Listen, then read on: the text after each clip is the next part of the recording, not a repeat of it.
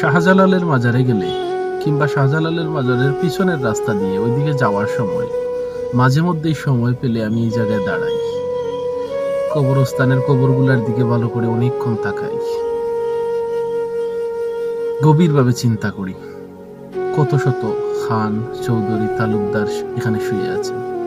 চিন্তা করি এদের সময় এরা যখন জীবিত ছিল না জানি এরা কত বড় মানুষ ছিল, কত সম্পদের মালিক ছিল, কত প্রাচুর্যের মালিক ছিল, কত ইজ্জতের মালিক ছিল, এরা কত তাবৎ ব্যক্তিরা শুয়ে আছে।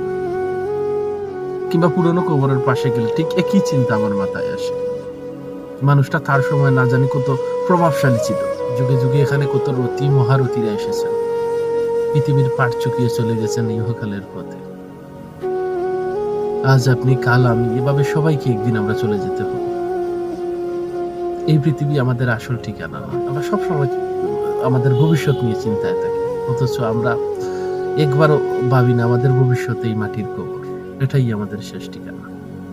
একদিন এভাবেই এখানে পড়ে রবো আমরা আজন্ম কাল ধরে, আর আমাদের কবর দিকে ঠিক একইভাবে আফসোস করবে অন্য কোনো মানুষ, অন্য কোনো এক ব্যক্তি।